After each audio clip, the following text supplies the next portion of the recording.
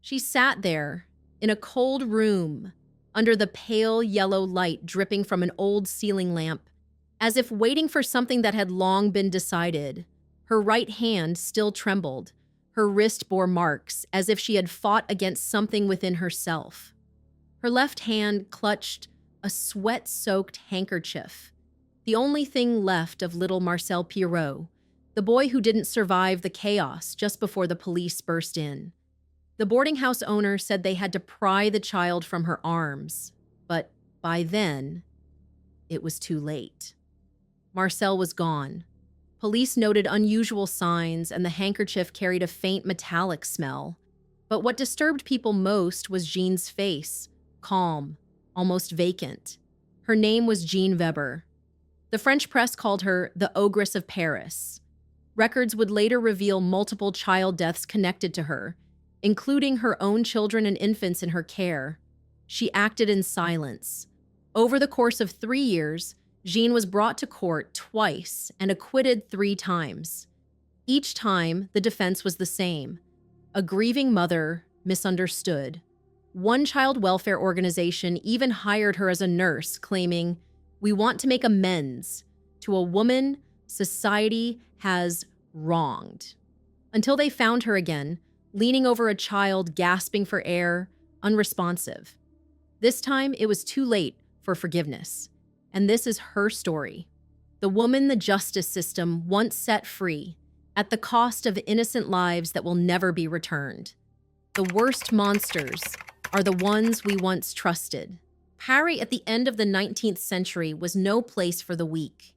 In the dark alleys of the city, where the glimmering lights of the Belle Époque never reached, a woman walked with a plain appearance, yet carried a deep, hidden darkness within her. Jeanne Moulinet was born on October 7th, 1874, in the village of Cruelty, a remote fishing town in Brittany, western France. Her family belonged to the poor working class, surviving on uncertain fishing trips. Jeanne grew up in poverty, surrounded by cold winds and the salty scent of the sea. At age 14, she left for Paris, carrying hopes of a better life, like thousands of other rural girls during the age of industrialization. But Paris was slipping into a quiet crisis. The aftermath of the 1870s economic downturn had never truly faded. Industries were steadily moving out of the city, relocating to the suburbs where rents were cheaper and railways nearby. Those without skills, like Jeanne, were left competing for jobs cleaning floors, washing laundry, and waiting tables. In 1893, she married Jeanne Weber, an alcoholic laborer. They settled in Goutte d'Or, an overcrowded slum of immigrant working-class families. At one point, the whole family lived cramped in a damp attic so grimy that even rats frequently climbed into the baby's crib. With a caring appearance and devoted demeanor, Jeanne began babysitting for neighbors, friends, and relatives, a common job for poor women at the time. In that tiny room, her 2 daughters, little Georgette, age 2, and Suzanne, just 18 months, both died within days of each other. A doctor visited, gave them a cursory glance, and wrote in his notes, "Bronchitis." The illness was sweeping through the damp alleyways, where children fell sick and rarely survived. Faint red marks appeared on both girls' necks, but no one gave them a second thought. In Goutte d'Or, the death of a child was as familiar as the scent of burnt coal in the air. Jeanne seemed to vanish. The window of her apartment stayed shut, drowning in silence. Her husband Jean remained lost in drink, stumbling home each night. As for Jeanne, she sat motionless in the dark beside the 2 empty cribs, her eyes fixated on the tiny blankets, once warm with her daughter's presence. Jeanne Weber sat motionless in that dark room, her eyes locked onto the 2 cribs where Georgette and Suzanne had just passed. A silent cry pressed against her chest, each breath slow, heavy, filled with grief. Neighbors said she sat like that day after day as if imprisoned by her own sorrow. To everyone around her, Jeanne was the embodiment of tragedy. A mother who had lost her children, a wife left behind, a woman swallowed by the city, unnoticed. People said they once saw her holding an old doll, rocking it as if it were her real child. But in that poor neighborhood, it wasn't rare for someone to lose their mind after losing a child. But the darkness never stopped haunting her family. Less than a month later, it returned to Jeanne's home. Marcel, her youngest son, just 7 months old, was gone forever, still in his mother's arms. The doctor came, examined the small, lifeless body, and wrote in the report, "Suffocation due to illness." A faint mark around the neck, similar to what had been seen with Georgette and Suzanne, was once again overlooked. The Weber family, accustomed to grief, bowed their heads to fate. No one suspected Jeanne, the mother sitting motionless, clutching the baby as if trying to hold on to its final warmth. People saw Jeanne Weber cry, but no one really noticed her eyes.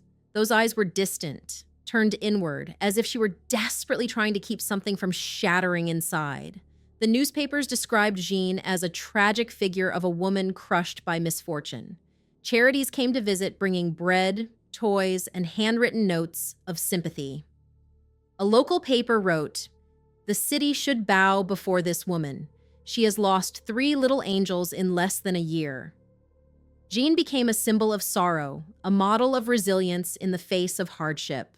But it was that very compassion that became the veil hiding something far more sinister.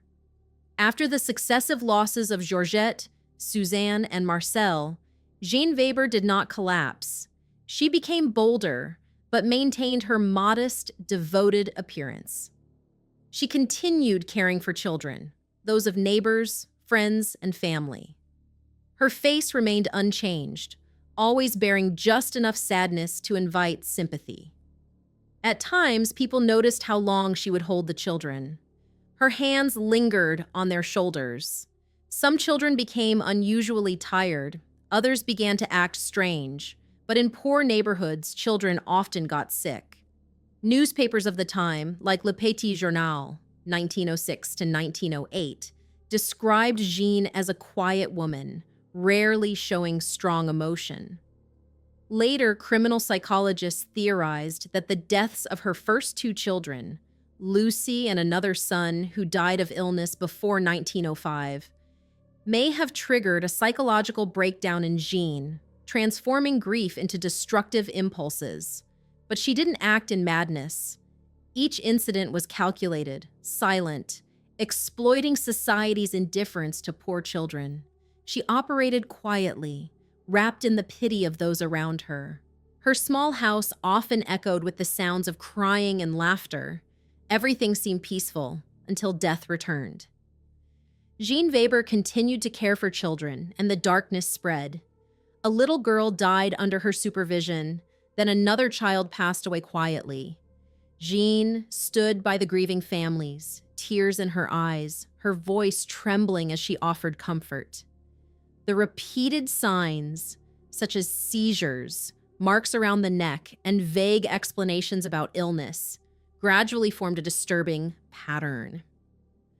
Society's assumptions, believing that women were only capable of love, had clouded a much darker truth. In May 1906, Weber invited her 2 sisters-in-law over for dinner and stayed home with her 10-year-old nephew Maurice while the other women went shopping. They returned earlier than expected and found Maurice struggling to breathe, with visible signs around his neck, while Jeanne stood nearby with a frightened look in her eyes. They immediately called the police. Jeanne remained still, calmly claiming she had only tried to help the boy breathe. Police arrested her on suspicion of attempted murder. The very images once seen as symbols of maternal grief now became the evidence of a cold-blooded killer. The public was shaken, stunned by the compassion they had once shown her. Jeanne was brought to trial shortly after. In the stifling courtroom, packed wall to wall, the prosecutor laid out the haunting sequence of deaths surrounding Jeanne Weber, Georgette, Suzanne, Marcel, emphasizing the bruises found around the necks, conflicting witness statements, and the repeated presence of death. Jeanne stood motionless, her eyes hollow as if hiding something. But several neighbors from the Goutte d'Or district came to her defense. They said she was a kind, soft-spoken mother, never known to raise her voice, always gentle with children. They reminded the court that she had lost 3 of her own and could not be capable of something so cruel. The result? Jeanne Weber was acquitted. The jury found the evidence insufficient to convict. She walked out of court to the sound of applause and the tears of those who believed justice had been restored. That verdict sent Jeanne Weber back into the shadows. In April 1907, under the alias Madame Moulinet, or Jeanne Glaise, she lived with the family of Sylvain Bavouzet in Chambon, caring for his 3 children. Not long after, Auguste was found struggling to breathe with some unusual marks on his neck. Dr. Papazoglou initially recorded it as a seizure, but after Germaine Bavouzet identified Jeanne as a potential suspect through a newspaper article, the case was reopened. However, after thorough examination, doctors concluded that Auguste had died of typhoid fever. The official ruling was natural death, and Jeanne was cleared once again. This incident sparked an unsettling question. Children only die when she is there. So who else could it be? Paris shuddered. Jeanne had now become a terrifying enigma. The eyes of neighbors, once filled with sympathy, now brimmed with suspicion and fear, haunted by the truth still buried. The public split into 2 opposing camps. One still pitied the tragic mother, while the other felt betrayed, tormented by the idea that they had placed their trust in something sinister. Whispers spread through the alleyways, warning that the horror was far from over. Despite mounting suspicions, for reasons still unclear, many continued to entrust their children to her care. This time, Jeanne Weber was caught in the act, with evidence that left no room for doubt. Under the gray skies of Commercy, a small town tucked away in northeastern France, Jeanne entered the modest apartment of Madame Jactel. With an unassuming appearance, she agreed to care for Auguste Jactel, the son of the single mother who had to work to make ends meet. No one in Commercy knew that Jeanne was once the deadly shadow of the Goutte d'Or slums, the woman tied to a string of child deaths in Paris, Villedieu, and Chambéry. Now, in Commercy, she lived under the name of Joseph Jolly, a new lover, and continued her role as a caregiver, a role that masked deadly hands. As dusk fell and weak light filtered through the window, Madame Jactel returned home, exhausted from her shift.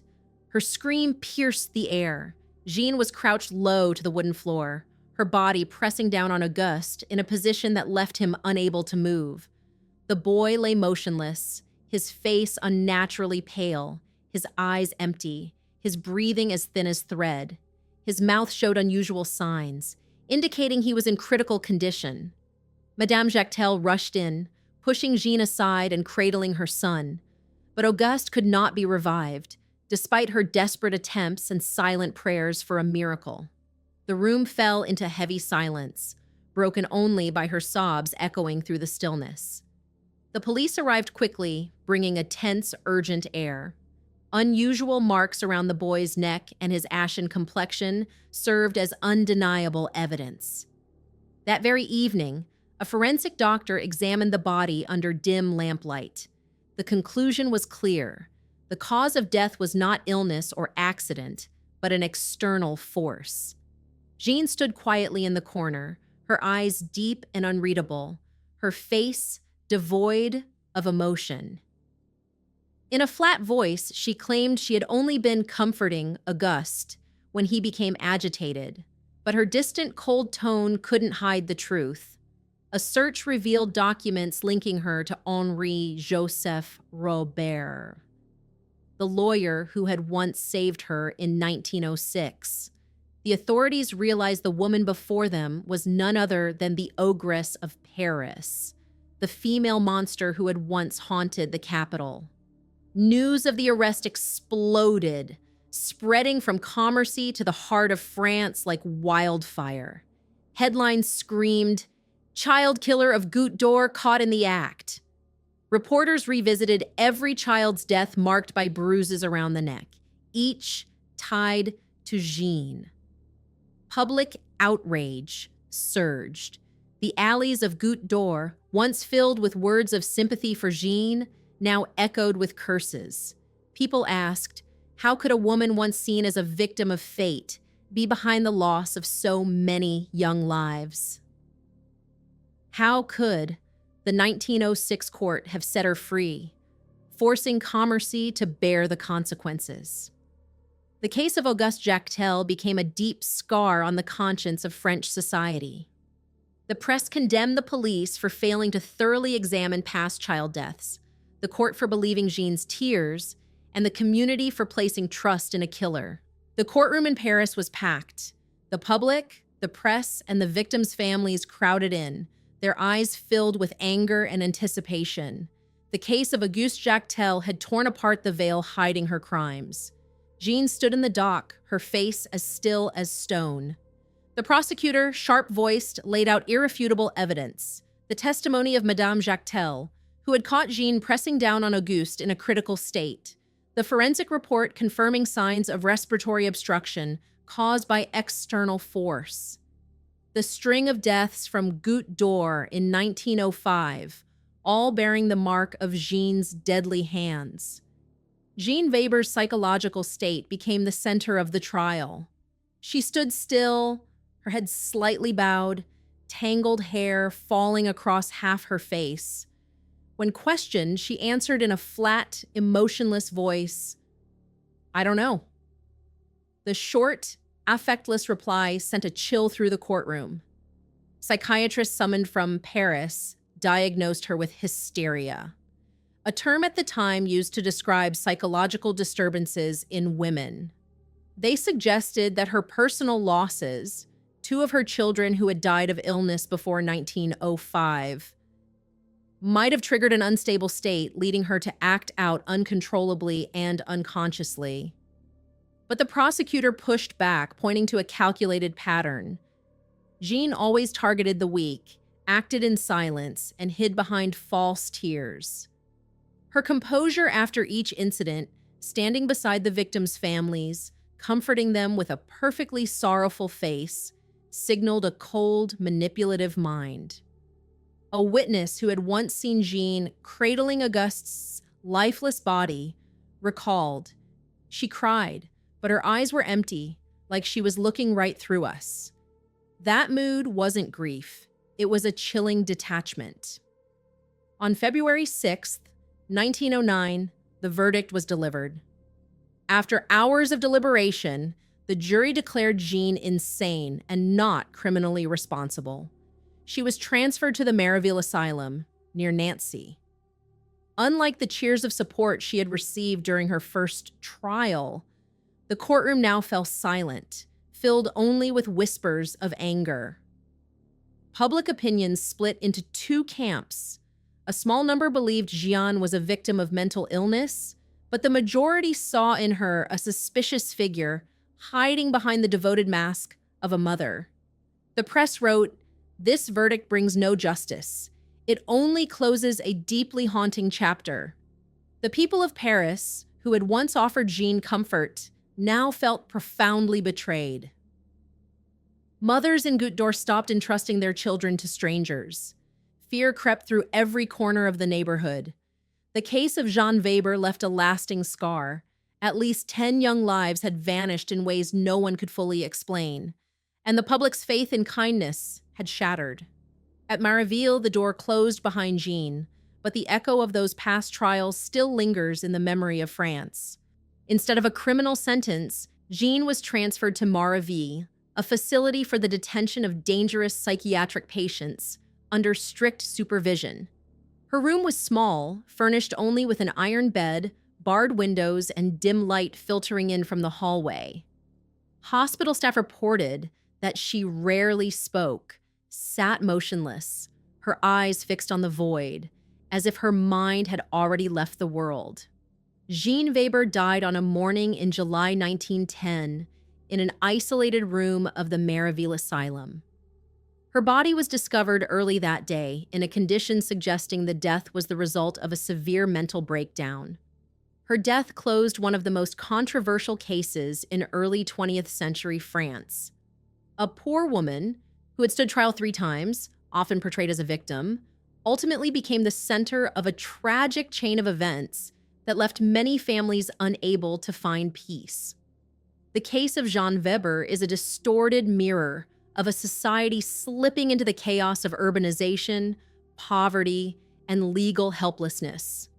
The French justice system of the time, influenced by emotion and gender bias, played a part in letting Jeanne walk free.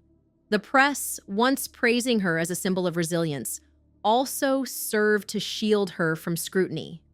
As one doctor noted in her 1909 file, it was a mix of affection and violent impulse, a disordered kind of emotion beyond control. And at a deeper level, it forces us to confront an unsettling question.